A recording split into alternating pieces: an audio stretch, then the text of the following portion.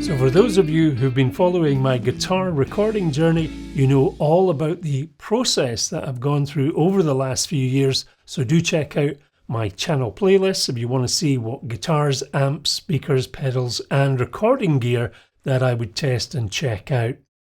So what about guitar strings? Now in this short video I take a look at guitar strings and how my choice of strings depending on the guitar and what I would use that particular guitar for was every bit as important as all the equipment that I have tried and tested.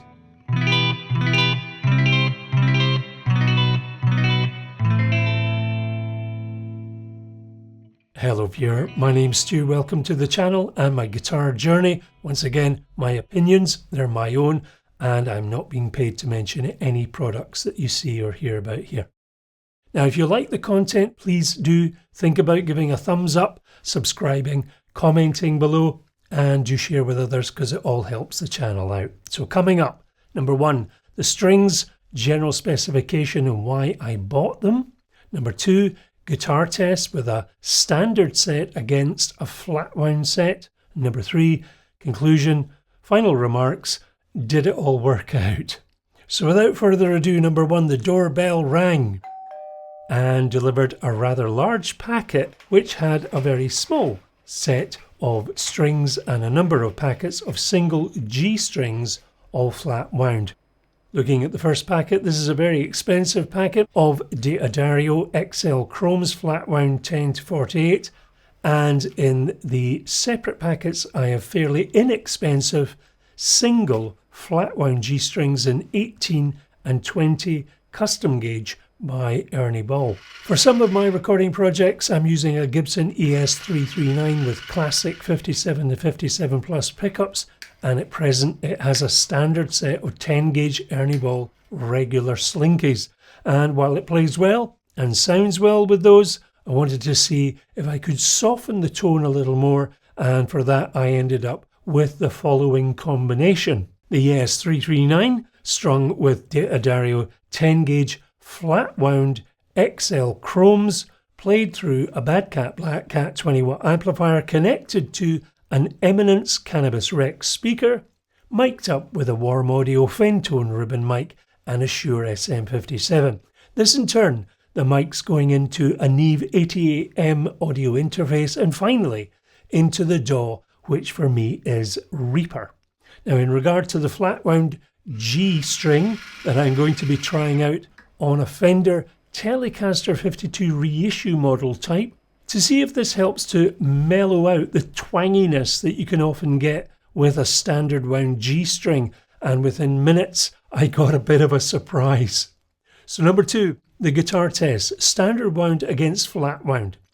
So I recorded various chords and runs on the ES339 with the standard set of Ernie Ball regular Slinky 10 gauge strings, and then I replaced them for the 10 gauge D'Addario flat wound Chrome set, and I tried to play similar chords and runs, putting them directly in a quick side-by-side comparison. Now for this test I did not at any point alter any of the control settings or any other piece of equipment, including my guitar pick. I used a little amount of reverb on the amplifier, but no other pedals or any compression or tone equalization, and really it's so you get to hear a good direct comparison of any tone changes from those strings. So starting with the ES339 with the standard Ernie Ball strings, followed by the flat wound.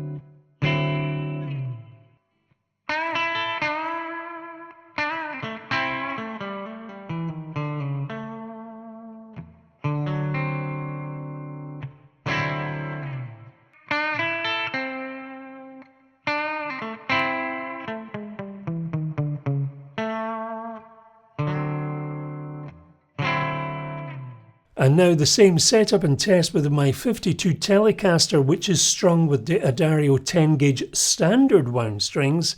And the test here is to replace the standard wound G string with an Ernie Ball flat wound G 20 gauge. But disaster struck. Within 15 minutes of just bedding the string in before recording, it snapped. And so on went the 18 gauge G flat wound, more on that later. Starting with the Telecaster and the standard D'Addario G strings, followed by the flat wound Ernie Ball 18 gauge G string.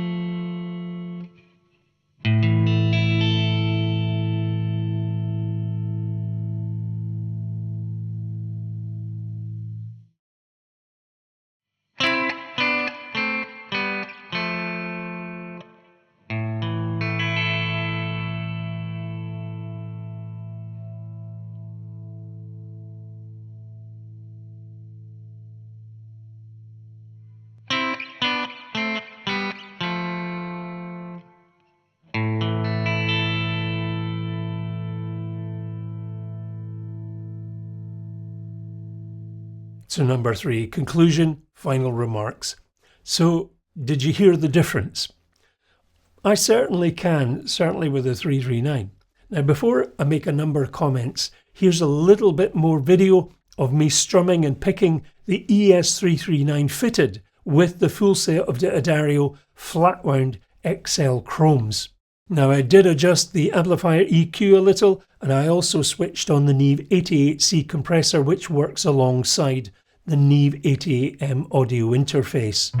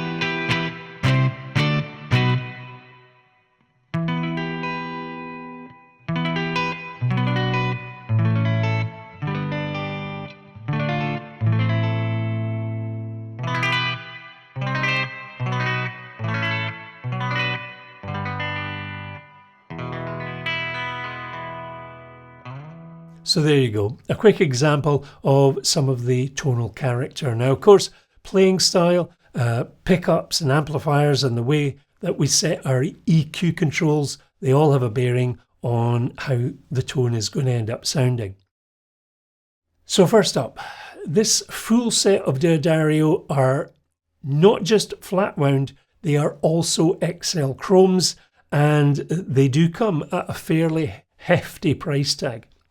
And I noticed straight away the difference in both feel and tone.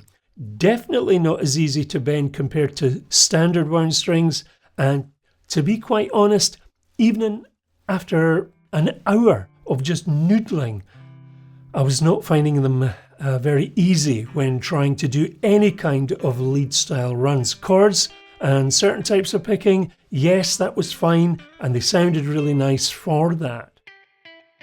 They do sound quite articulate and yet smooth in tone, very different to the touch. I do like them, but I would certainly never use them on any of my other guitars because I do use them differently. Now, one thing I did notice, I appeared to be getting a little bit of deadening interference on the G string, but when I lifted it up just a little bit, either at the nut or the bridge, that cleared. So possibly the nut might be cut a smidgen too low for this flat wound G string. So that's just something that you might have to bear in mind if you're going to be trying these type of strings out. I'm going to keep them on the ES339 as the guitar is very much going to be used for rhythm work. And so the Telecaster. Now perhaps if I'd changed all the strings out for a full flat wound set, it might have proved a better experience. However, just when I was getting the hang of the string, as if to help me out and make my mind up, it snapped. And so I put on the 18 gauge flat wound, and that was definitely a better fit in regard to the feeling. It felt like the right size alongside the other 10 gauge strings. Now you can also go down to a 17 gauge flat wound G, but that would be far too light in combination with a 10 gauge set, or at least for me it would. After a while, I got used to it, but alas, I just found the feel, it was really unusual under my fingertips. So my verdict, I won't be putting any flat wound strings on any kind of any of my other guitars. The ES339's role is for rhythm only work, and so I'll see how that plays out when working on some of my music projects. Do comment your own experiences. Be good to hear what other folks do in regard to string choices. Now in the next video, I unbox another guitar. It's actually replaced the very beautiful looking Ibanez S1070, and despite that guitar's fabulous looks, I just could not get on with it. And you can check that review out for the full story if that interests you. Now the new arrival, well, it packs a punch. So subscribe and hit the bell to get notified. Do check out my channel playlist where you'll find many videos regarding my journey back to playing and recording guitar after a 40-year break. So lots of stuff on guitars, amplifiers, pedals, and my ongoing recording journey. And I wanted to say a big thank you to those who do take time to comment or to chat. I always take time to engage with folks who take time to comment. So until next time, the journey continues. Take care.